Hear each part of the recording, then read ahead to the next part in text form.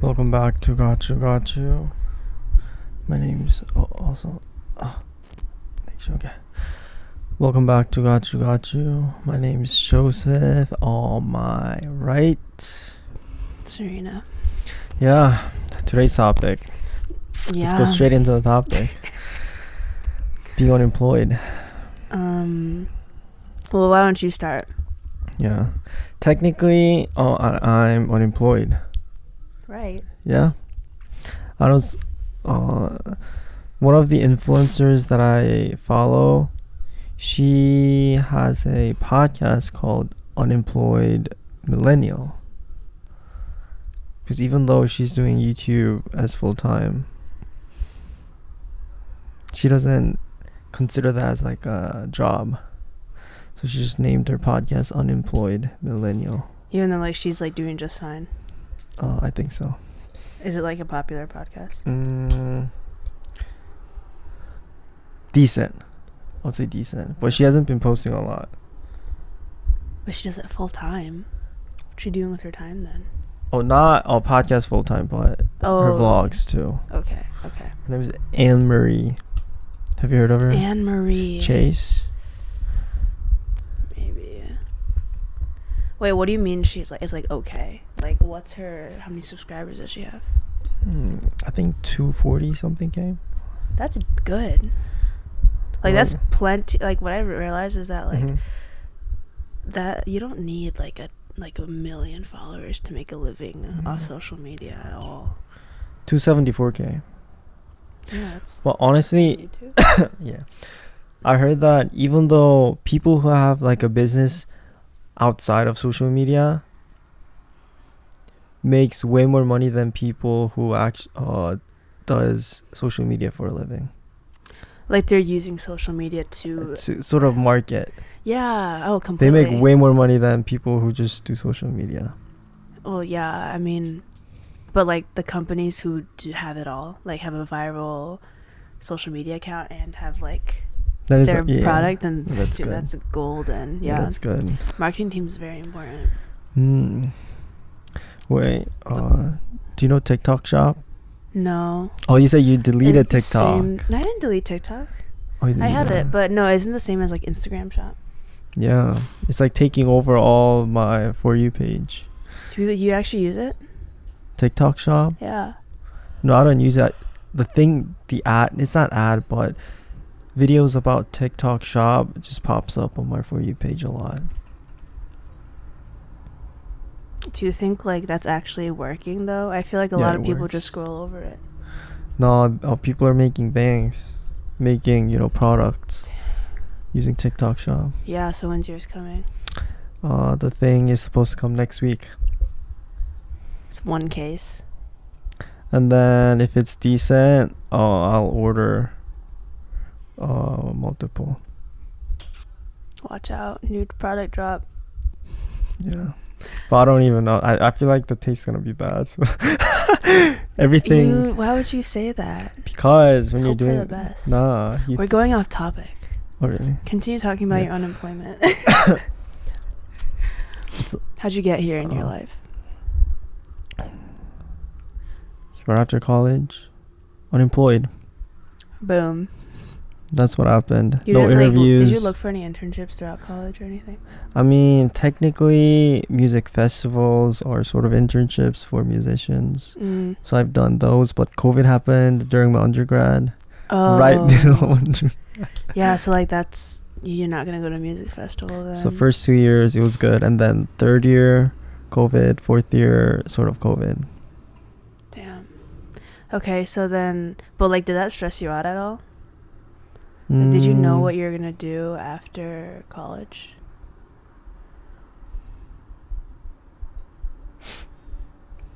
I don't know. I don't think I really thought about that. I just focused on trying to get better at violin at the time. Oh, so you didn't even think like that didn't stress you out that much? I don't think so. I was just stressed. Oh, how am I gonna get better? Interesting. And then that's how my brain works. You didn't like usually think about like making money or like making a living or anything? I just believe that if I just focus on being better, the money will follow. like no logistics at all, but you just believe that. Yeah. What do you That's believe in that? a lot of faith. Do you believe in that? I try to believe that as long as I like continue working on what I'm supposed to and doing my best and working hard, then there's no way.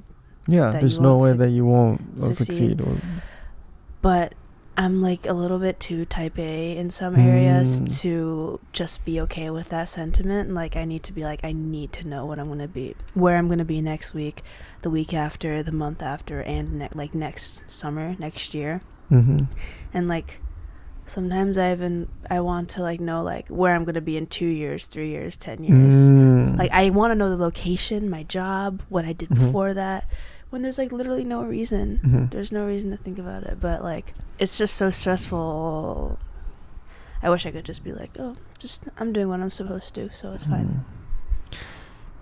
Even though I have doubts, on my For You page I get a lot of positive content, like positivity contents. What do you mean? Like self-improvement contents. Oh, what do you mean you have doubts? You know, your content has doubts? I think about, oh, why is it not growing? I don't see the future. Like, oh, like you're like, TikTok isn't reading my mind like it should. Or maybe TikTok realizes you're being too negative, so then it feeds you the positive content. Maybe. Even though I have doubts, when I go on social media, I see positive content, like motivational content, then I kind of reset my brain. That's good. And then, okay, it's fine. Like anxiety, go down, anxiety. You have anxiety?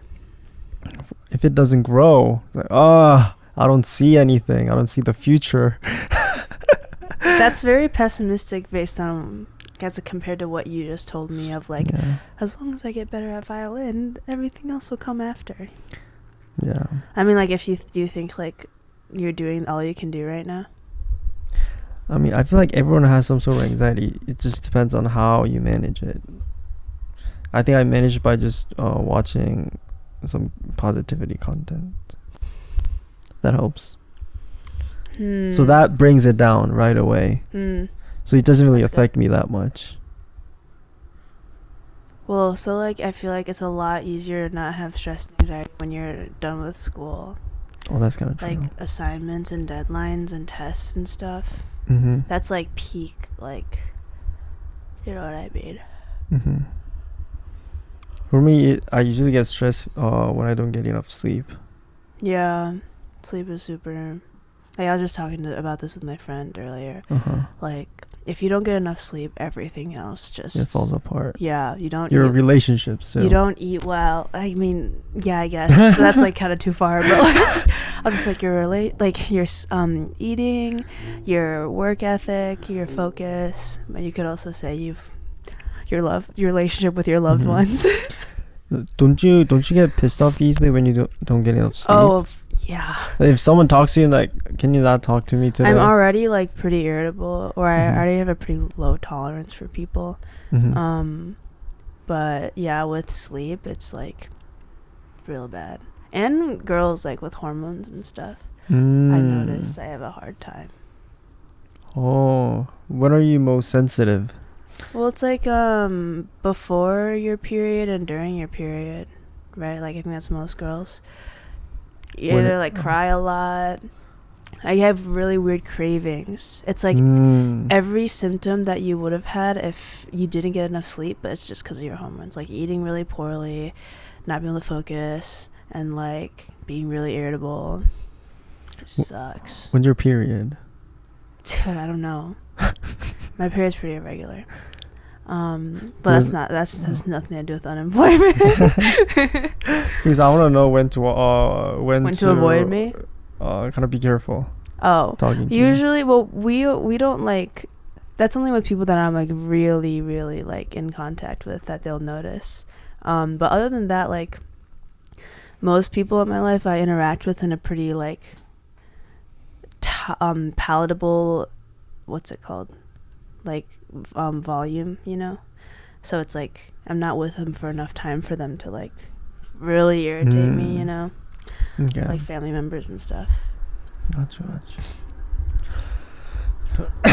Anyway, you said you applied to a lot of jobs. Bro, you're this not week. even you're even talking about you. Oh, we're So talking about you. I'm sorry.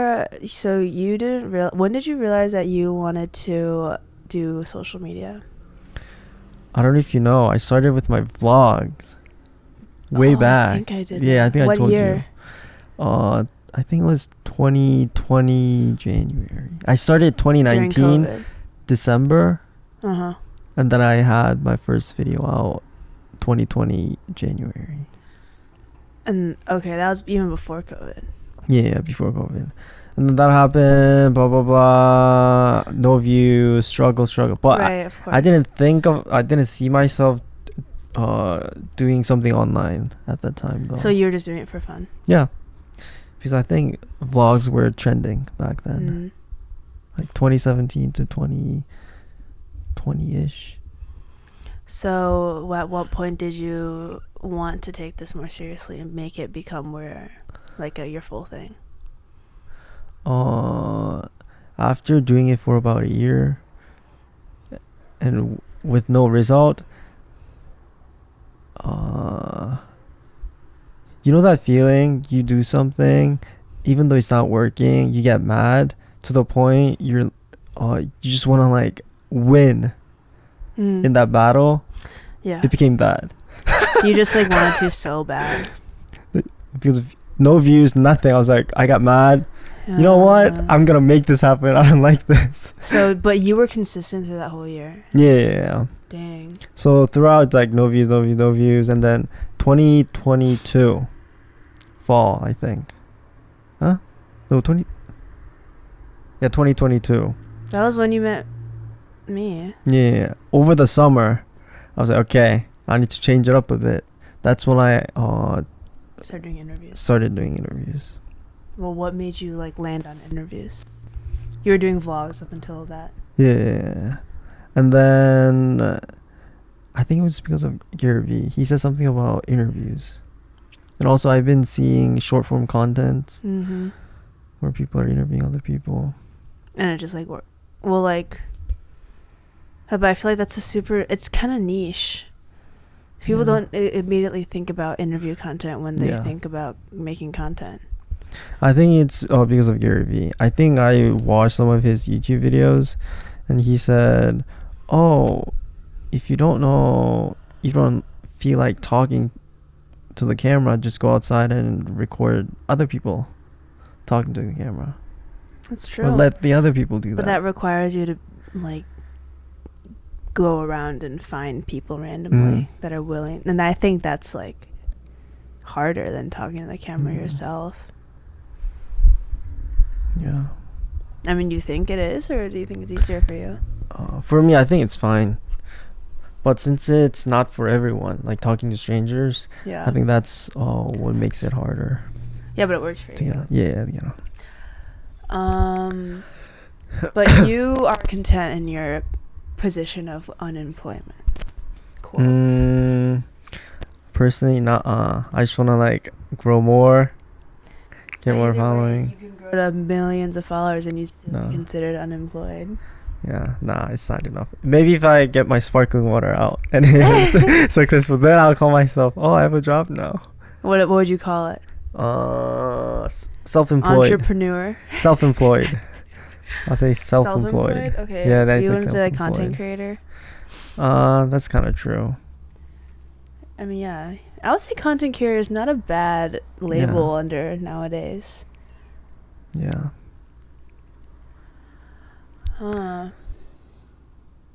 Okay. I mean, these days, some people don't like the idea of the word influencer, right? Well, Maybe that's why people are avoiding. Well, I wouldn't consider you an influencer. Right? I don't think I'm an influencer. Content creators, I think it's no, it's fine. Influencers are fine. Yeah, but you're not necessarily you're not a strong influence on anyone. People just watch you because you make good content. Okay, so that just shows you don't have to be employed to be happy and successful, and maybe I wouldn't say you're not unhappy, you're just unsatisfied. Maybe.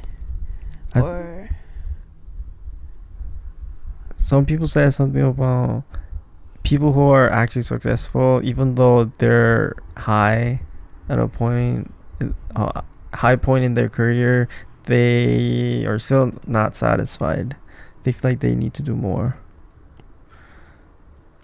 Yeah, I mean, I think Right. the most successful people are the ones that are More like competitive. they understand how far they've come, and they aren't like, oh, I haven't done anything, whatever. Mhm.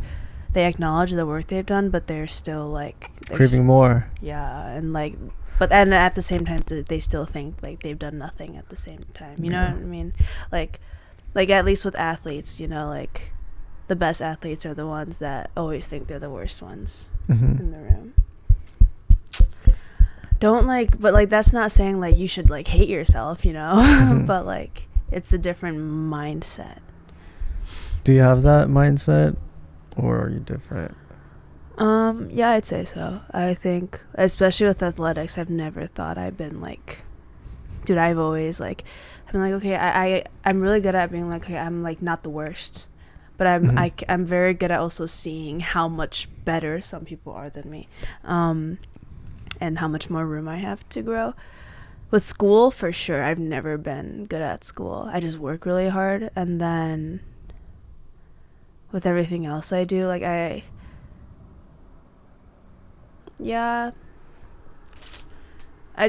don't really I think that's also a lot of like comparison though, so I like to just like I just know how much more potential I have in like myself personally. Like I can do so much more, so much better than where I am right now. I'm doing my best right now, but like as time goes on, I'll naturally get better. What do you think about athletes being more competitive than non-athletes? Do you think it's true? By nature?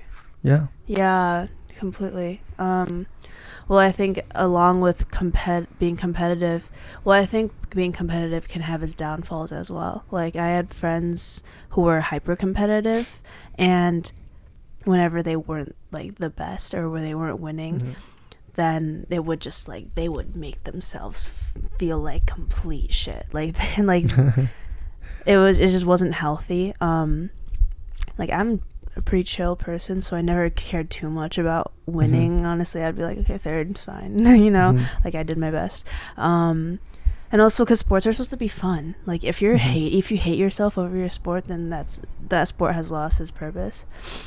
But other than being competitive, it also teaches you like discipline and like hard work and like delayed gratification, and those are all things you can apply to other things. And I think like especially delayed gratification, what you're doing with like your social media, you know that if you continue posting, like something will happen, right? I know that for tennis, when they get mad, they smash their rackets on the ground, right? Yeah, and sometimes it breaks. Yeah, what do you think about that? I think that's so stupid. I have my opinions on that, but I want to hear yours first. Okay, yeah, well, like, especially if it breaks, you like that, if it's a nice, I don't know much about tennis, but like all equipment, sports equipment, once you get to a certain level, starts getting expensive. And like, it's a game, you know, it's a tennis match, or it's like a competition, and you should take everything that life gives you as a learning opportunity instead of like a setback, you know. That's it. Like I think it's very simple. Because when I was talking to my friends, I told them that I really hate it when tennis players slam their rackets on the ground in the middle of a match just because they didn't get the point. They missed a shot. I didn't know they did that. Yeah. They just smash rackets on the ground. Pa, pa, pa, pa. And one of my friends said, that's fine. They're competitive. Like, since they're at the top, it felt like they're allowed to do that. Since they're at the top and they do that for a living, blah, blah, blah. I would disagree because I think the best athletes are the ones that are like, you gotta be stoic. Like they can't show any emotion at all, because if they show that emotion, then that gives their opponent an advantage, because they know that, my opponent's emotional, like I can get him or her or whoever, all riled up, and then when you get emotional, then you don't perform the way you should. That's just like a principle, I would say, of competitions. What do you think?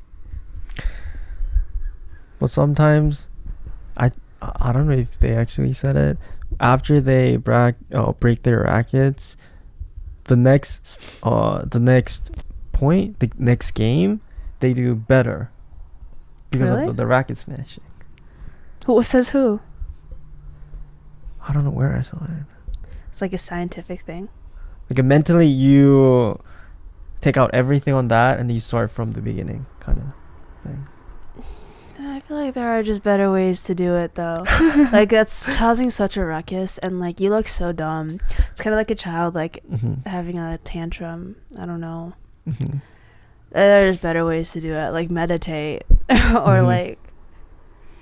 So do you think they should allow that to happen in a tennis match? I mean, right now it's fine. Yeah. They give a warning, but usually you give a warning if you smash it. And then sometimes if you damage the core, then you have to pay. But at that level, for them, it's not a lot of money, so they just pay. At like high levels. But like, why would you do that when you can just avoid everything and just like be normal? Yeah. Like, I don't think it's enough to set an official rule against it. But maybe all you can do is like, I think it's probably a culture thing. Yeah. Like at any competition, high competition for sports, the like athletes have like certain things that they do, you know, like for swimmers, like if you win a race, you like smash the water and like, splash it everywhere. Or like they spit water all over, like not even high levels, like people at my competitions spit water in the air like mists. It's disgusting. I mean, I did it too, because it's just like, it's cool, you know, people did it. It's a symbolization of like you win or like you're really happy or something. And so for tennis, it's probably like that's a symbolization of them being upset, and it's like cool, or like oh, I'm official, like I'm official athlete here. But so all you can really do is kind of switch the culture into something where smashing your racket cool. Yeah. How do we get here? I don't know. Tennis. I just want to talk about tennis. Competitive. Yeah, being competitive. Okay, well we can, I think we can spin this back to the topic, right? Unemployment. Yeah. Well, I'm just thinking about like the job fair I went to in engineering at the beginning of this school year. What's job fair exactly? Career fair. It's like same thing. Yeah, where like a lot of big companies will come, especially to Michigan. A lot of good companies come because, especially for engineering, we have really competitive students and programs, and so they really want to recruit from us. And so it gives us an opportunity. We all get dressed up, whatever, print out your resume, and then you line up for these booths and talk to these recruiters. How long do you have to wait in line? Depends when you go. If you go like at like rush hour, it's like afternoon time. It could be like an hour in like a big line. People will wait, and it's just like very tense energy. Like everyone around you is competing for these same jobs as you, and some people really give into it and they really like it.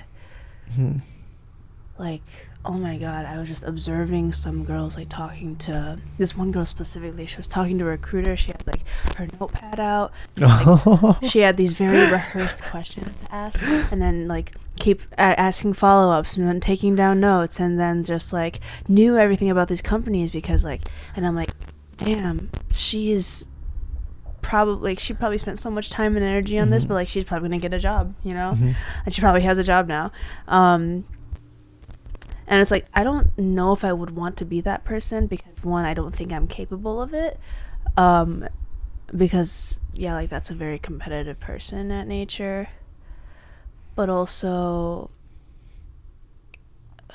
just I don't know if I want to be that kind of person, you know.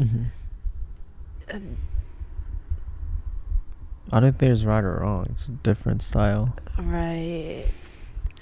But yeah, in that case, like being competitive is gonna really help you in the future. But also, most people aren't. That is not most people. But sometimes when I talk to those kind of people, they say a lot of words, but they don't have any meat in what they're saying. Meat. Like points. Yeah. I don't like it. Like they don't have any actual substance. As in they don't.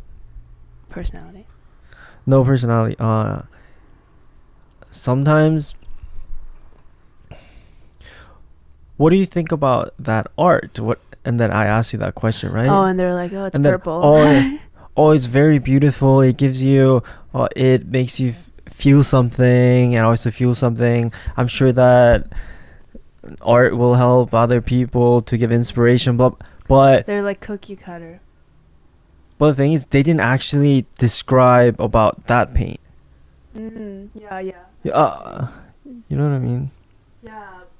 They See, talk I a think lot, that's what I was trying to but get at. they don't say that, anything. like, They don't have a message. being that way as a person has to come with some downfalls because they spend so much of their time and energy and their mind, their headspace thinking about how to like excel in these jobs in these corporate places and like academically and like these very institutional places, then they lack in the more like casual personal on a personal level. Right? That makes sense.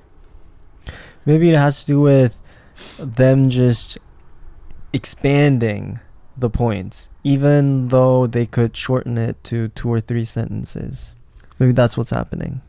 They just like to talk. Just say a bunch of words that mean nothing. They say a lot when they could just say that in 3 sentences. Maybe that's what's happening. I don't know if I can't think of anyone that like the person you're describing right now. But that sounds awful. The person sounds not very fun. But what would happen if you go to the job fair and then just give it the resume? Oh, I love you. I love you. I love you. No, I love you guys' company because of this. Oh.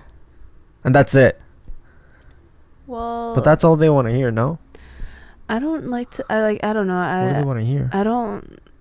I'm not super into the idea of like really appealing to the recruiter, and like I just give them my resume. I ask them some questions, like some genuine questions I have if I have them. The short ones. Express my interest and be like, thank you for your time. Like I'm not trying to manipulate them into giving me a job right then and there. Yeah. Because I also know my place, and I'm like, I don't think I can. I don't know if I'll get a job here anyways, but it's good experience, you know. Yeah, I just think I'm like too mediocre academically, and like career wise I'm still like, you know, in a middle place. So I'm not gonna go out there acting like I like am the boss. One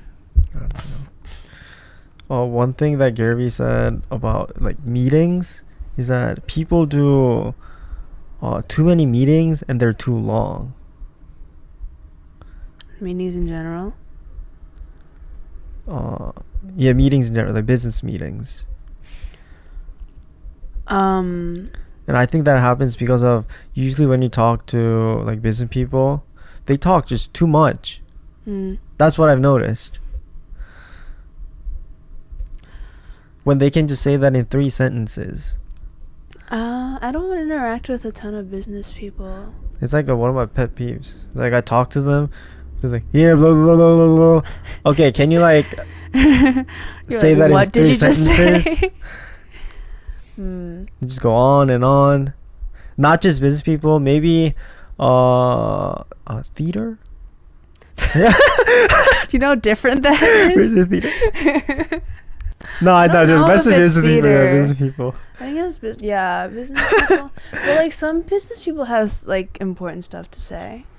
But they talk too much. Yeah, they talk a lot. When they can just say it in 3 sentences. Oh, could you do this? Oh, okay, let's go eat. Let's go eat. Oh, I thought about this. I'm sorry you feel this way about business people. I'm not thinking about like a particular person, but sometimes. That's why they have like a long meeting when they can just do it in 5 minutes. I do like I'm like working for this startup, and yeah, I'd had a meeting today, and it always goes over. And Why? But it's like it feels like we talked the entire time. But you guys have done nothing. Oh, so and then when you think about, oh, what do we talk about? Nothing. Well, but I definitely do think it could happens. have gotten condensed a little bit, but like that's just how it goes, man. That's just how meetings go. That's just bad meeting right there. No, and then afterwards they're like, "This was productive." But after I think a lot came out of this meeting. after finishing the meeting, it's like, oh yeah, you feel like you've done something, you've talked. Yeah, exactly. I did work for like 2 hours straight. I don't like that feeling. What do you like to do instead? For me, when I do chamber music, for example, chamber music is multiple instruments. That little group. I usually like to not say anything unless You're spoken it's to? necessary. It's necessary. Well, yeah, in group settings, yeah, I think I do the same too. So you play the whole thing from the beginning, and then you pick out a spot. Oh, could we try this part? I don't like blah blah blah. Do that to the second part, the third part, and then you end the rehearsal. But sometimes we'll pick a spot and then we'll just talk for, I don't know, 5 minutes. What do they talk about? Oh, I feel like this has this melody and this other part has this melody, so we should think about this line, and then since it's a dissonance we have to feel more. You know what I mean? I do. At boxing, I'm on board, and so after every practice we have announcements, and so like we'll always have like useful announcements, like logistical announcements, but then there's always like some board members that are like, I got something to say. I think we had a really good practice today, like keep working hard, we're doing good, like very like motivational things that like you don't need to say them, but it's like to curate this whole idea of like a very motivtional like team and like very driven, That everyone has to sit down and listen to that. Right. and then because the president goes around and asks every board member if they have something to say. So I could say these things too if I wanted to. Everyone wants to go home. And every time they're like, Serena, you have something to say, I'm like, no, nah. we're good. The thumbs up. Chillin'. You guys covered it. Because sometimes the announcements do go like 20 minutes long sometimes. Yeah. And I'm like, this is crazy. Because I could have eaten my meal. like I could have been home. That's why I'm like, practice ends at 9, but I won't get home until 9:30, 9:40. Yeah. Like, no sir, not on my watch. Yeah, that's all I gotta say about that. Yeah. Furthermore, can we continue past this topic? Yeah. So I've been recruiting for jobs, and I think I've applied to like over 150 jobs. I don't even know, I'm not counting, but it's definitely over 100 for sure. Maybe even 200. And I've heard back from like 5. Well, but a couple of them are startups, and like they're not actual jobs I'm interested in. And then like one of them's like an actual big company that I could like work at. But like the success rate is so extremely low, and this is just the beginning. Finding a job is so painful. To be a little rat in some big company where no one actually like cares for you. I know that right now, because of TikTok Shop, they're making a video about that specific product, and you get like a piece of a percentage. Commission? Oh yeah, commissions once you like sell it. I think people make good money. Making videos on products. Yeah, but I don't know if that's something I want to do. Do you think using that, do you think you could apply for like a marketing job? Oh, I've done this, I've done sale. Right, so like I've been applying for some marketing jobs because Uh-huh. I've been saying like I'm the Yeah. manager of like these social medias. I have this background, and I'm like an artist. And it's like fine, but marketing jobs don't make as much money as Really?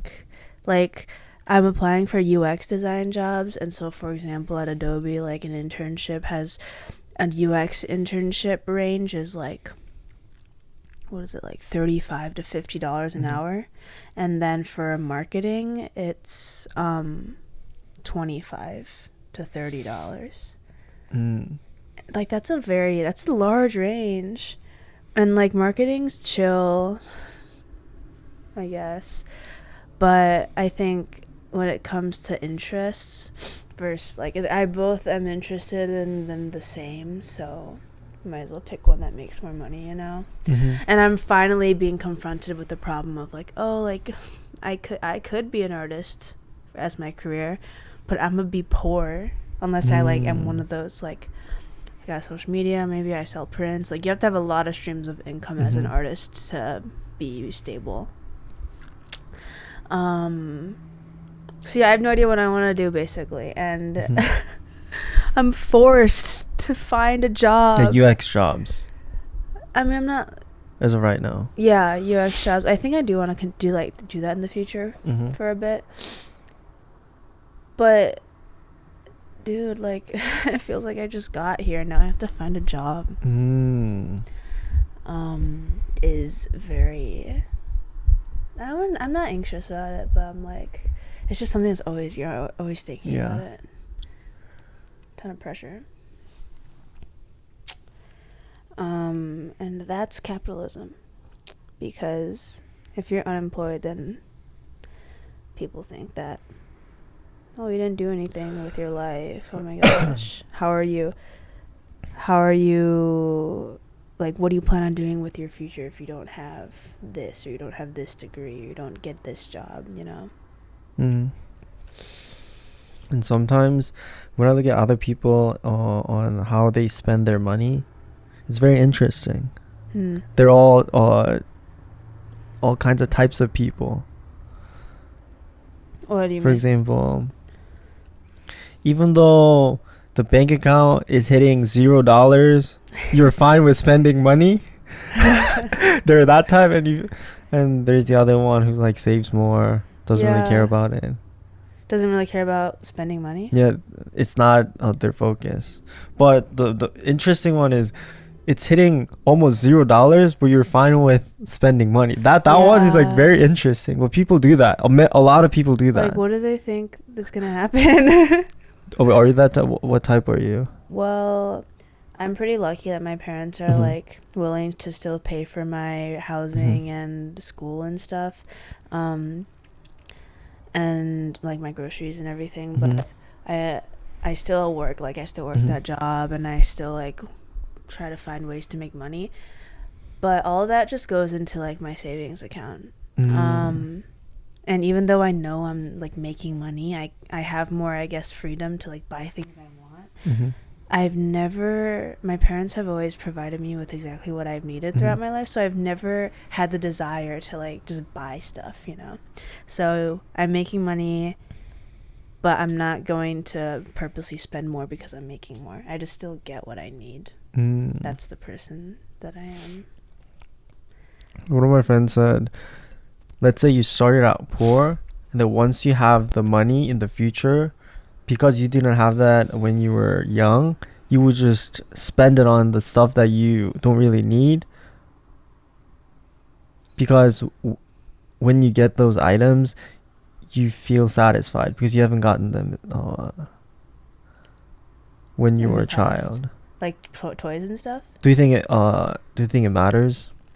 Because let's say right now, you were fine with your parents were fine with you giving you everything, right?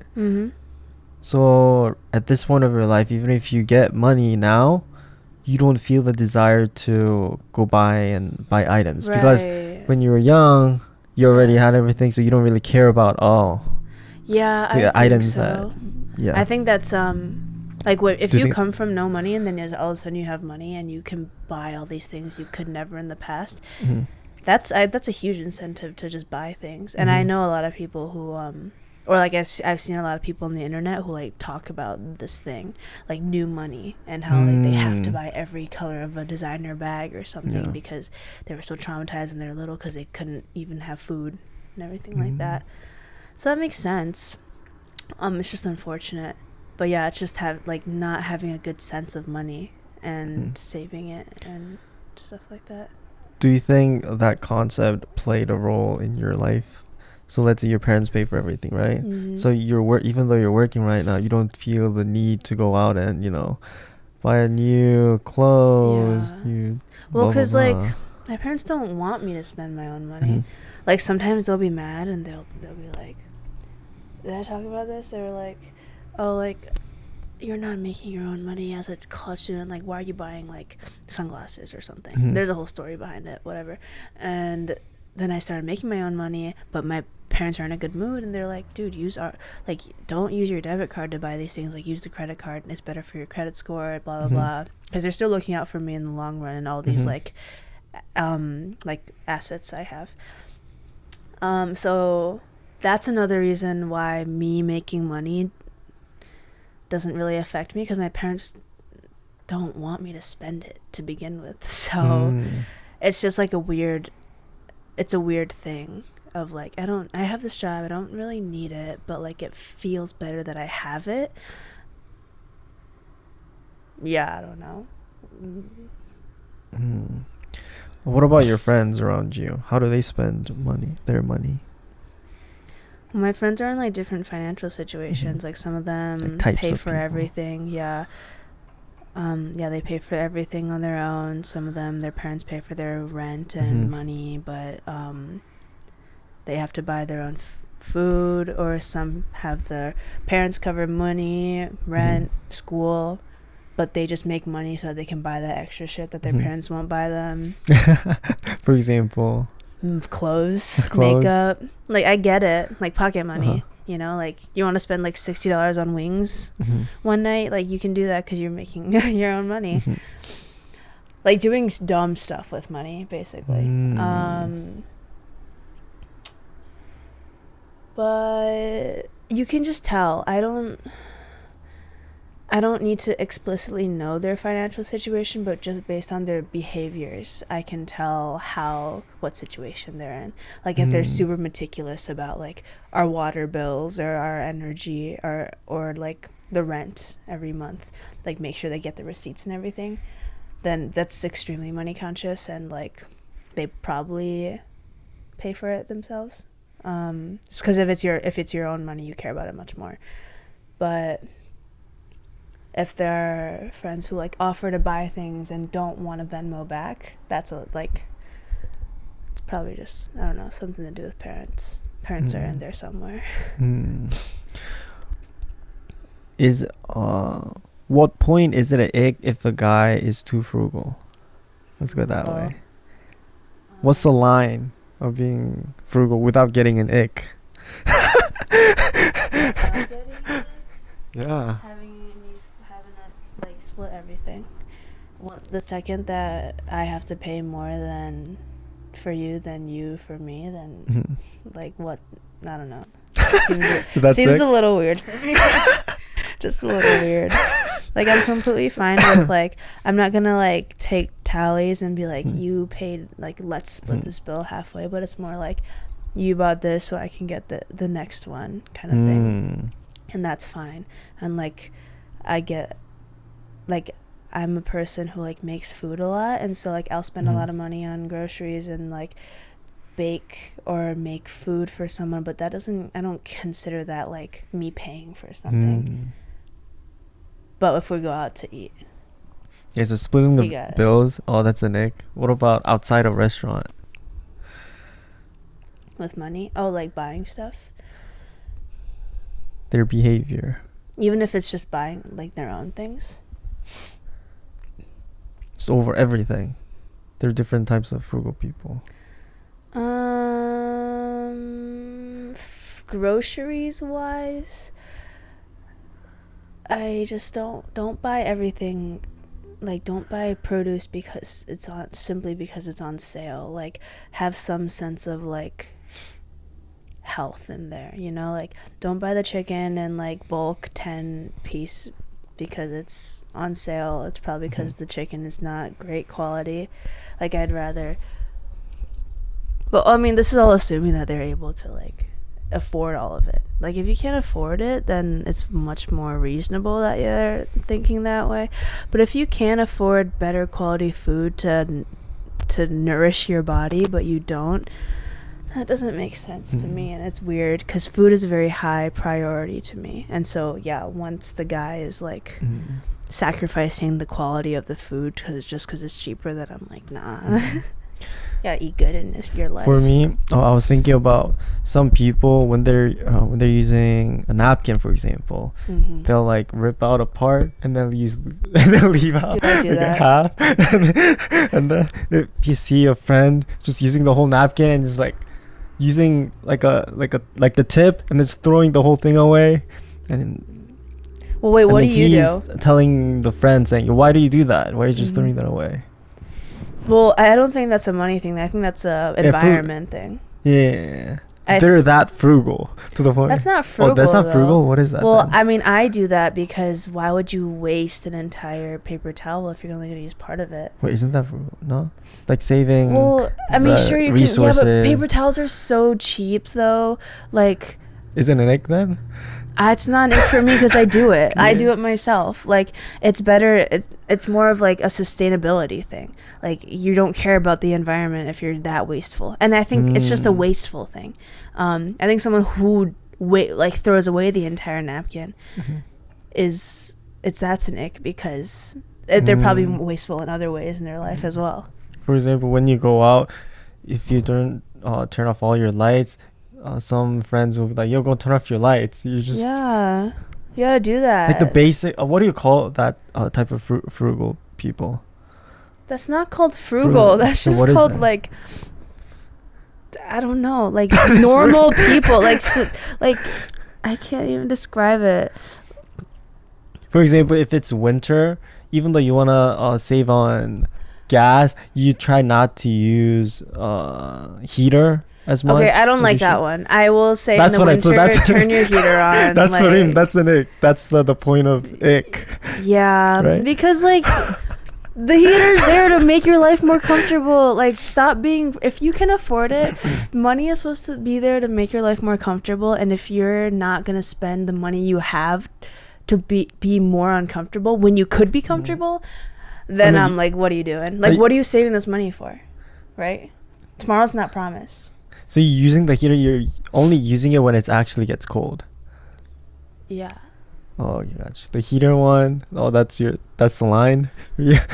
Yeah, I don't like the heater one. I like people are like, wear more clothes if you wanna be warm. Like, no, I'm in my own home, and the comfort of my own home. I'm not gonna wear a coat in here. That's all I gotta say about that. And I also heard something about people using like some water that they already use to water their plants. Something like that. That's fine, I think. Because, like, my mom, like, does, like,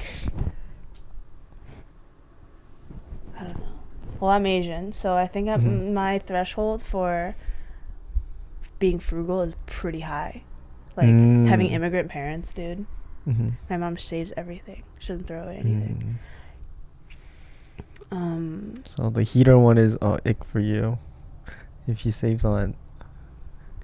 Yeah, like at a reasonable point. I don't need the house to be like hot. I just don't need to. I don't want it to be cold. Using old water, like some of these are just like good habits to have. Like using old water to water plants. I feel like that's like good. I don't know. And then let's say there's a grocery like 2 blocks down the road, and drive or walk. You have to go with them, but they're saying, "Oh, it's only 2 blocks down the road. We should walk instead of, you know." Yeah, you should walk. Even though you guys will carry the whole groceries, like few blocks. That's fine. 2 blocks. Yeah, and like how many groceries are you buying for 2 people too? Like you can carry a lot with 2 people, so I think that's fine. Whoa. You drive 2 blocks? Of course, I'm not. It depends on how far it is. If it's right there, then 2 blocks. 2 blocks? Yeah. I'll walk. Okay, so what's the limit? It depends on how much groceries I get. If it's a handful, I'm taking my car. A handful? How many bags is it? Like how many bags? 4 bags, for example. Okay, well, yeah, but why are you buying that many groceries? Well, how much do you buy when you go to like groceries? if you bring your own like reusable bag, that's pretty big. A plastic bag. They're plastic bag. Oh, like 3 bags. If you go to Trader Joe's, like 1, because those bags are big. 2 maybe, 1.5. I think about what are some other icks for like frugal people. Like these aren't even all like frugal people examples. Oh, really? Some of them are just like, I don't know, like normal like habits, good habits to have. For example, you're wearing an underwear, right? You smell it. Wait, it doesn't smell, so they just wear it again. I think that's a dude thing. Like girls can't wear underwear like that. Like I mean, I do that with socks. Yeah, something like that. Socks, clothes. Yeah, but is that frugal or is that just lazy and dirty? Like it's not like you wear socks and then throw them away when you're done. So you wear multiple times if it doesn't smell. Yeah. Yeah. Saves water. Well, I do laundry like every 1.5 weeks because I re-wear clothes because you should re-wear clothes. Or for example, after you use all your shampoos or conditioner, blah blah blah, you put water in it. Just get everything out. Oh my god, dude, you're just describing all the habits my mom has. You see a guy doing that. Like are you fine? I mean, a bunch of dudes do that. Like guys just do that because they're lazy. They don't like. Okay. It's not because like they don't want to buy more. That's just being frugal, you know. That's like saving. Yeah, I mean, we did like in our house. We did that earlier with our hand soap. Yeah, you shake it and then. Yeah. What? For example, you're eating a yogurt. You take it out and then you lick the top. Yeah, I do that. Yeah, but some people, they don't like that. Really? What about ice cream? You gotta lick the top. Wait, what kind of ice cream? Dude, any ice cream, you take the pint, the cover off, and then like the ice on the cover. Okay, gotcha.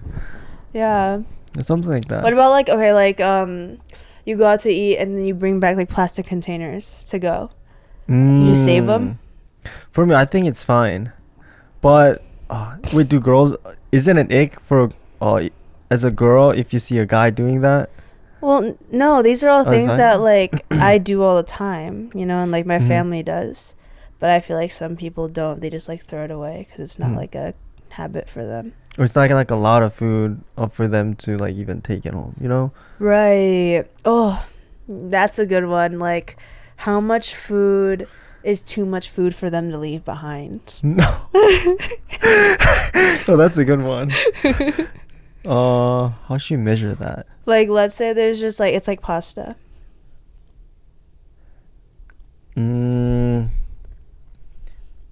Let's say, how can we measure it?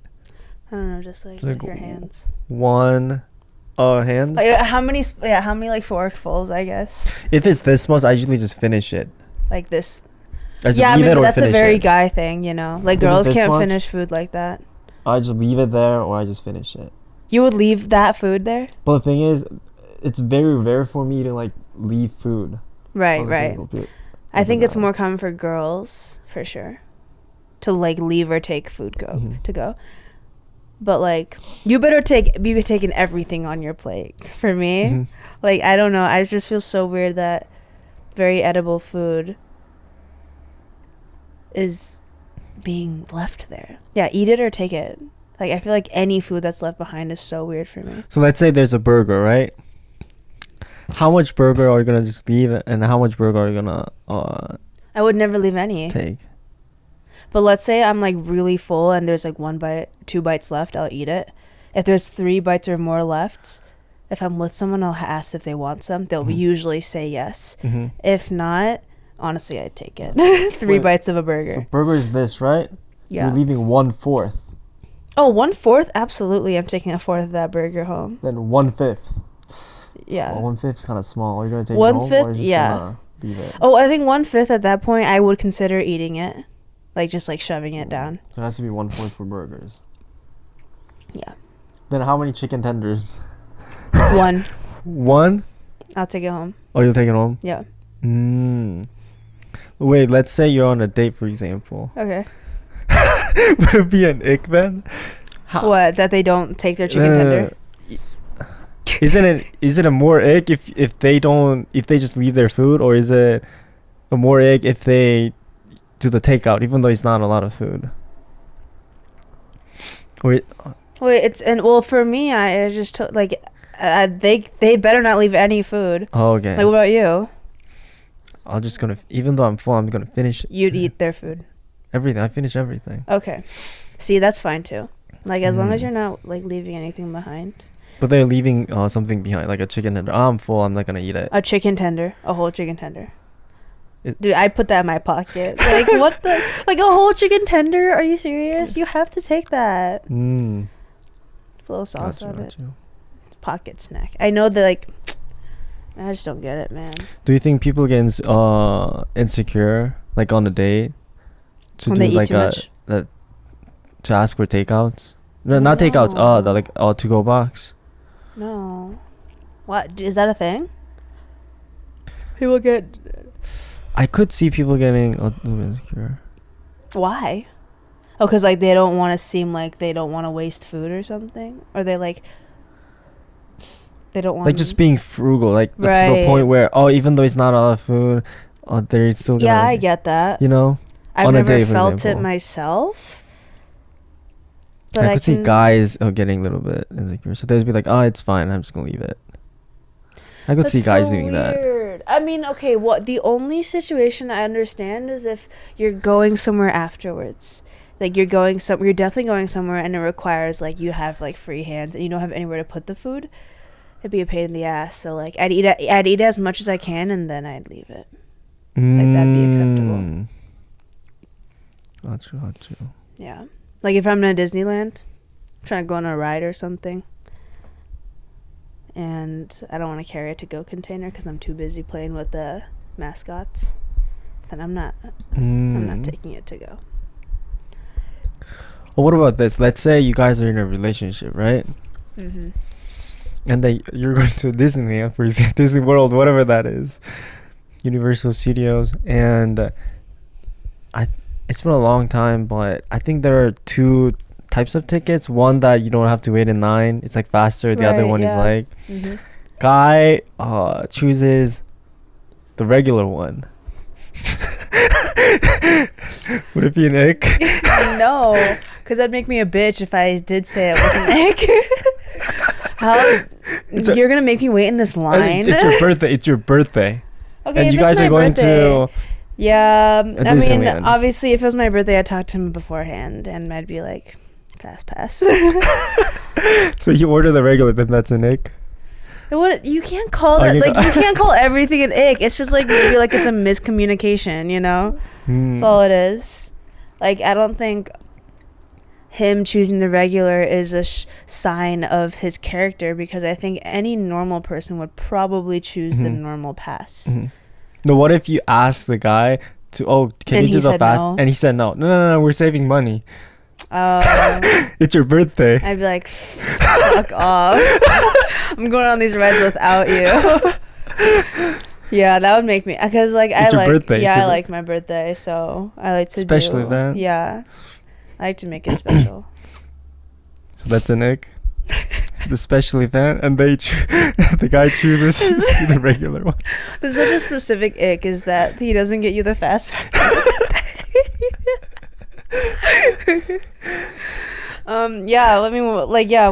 Would you be upset you didn't get the fast pass? Yeah, you have to get the fast pass. I'm not waiting in line. Yeah, but sometimes the fast pass you still wait in line, so like. No, if you just get the regular one, it's like a 2 to 3 hour wait for just one. Yeah, well, it depends. I've never been to Disney World, so Yeah. I don't know. Mm. I'd like to go to Disney World Mm. one day. Well, let's say you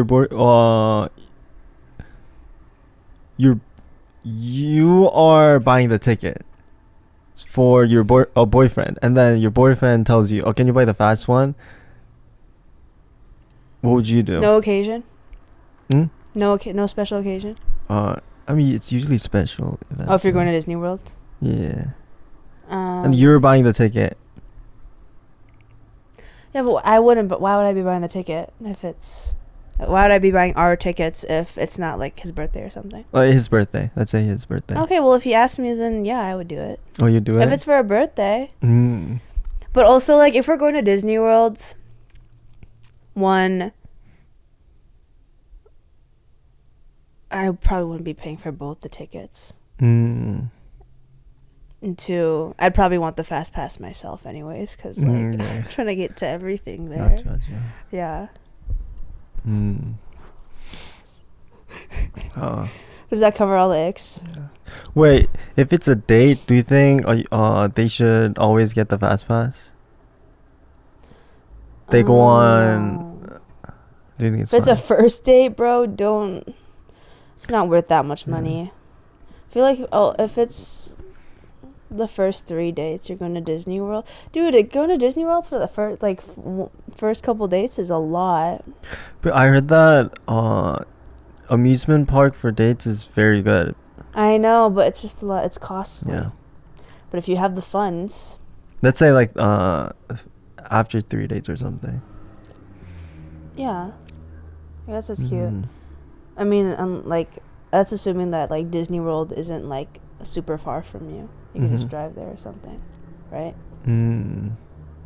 Gotcha. Oh, it's about time.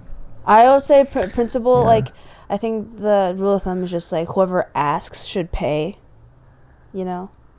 Usually the guy's gonna ask.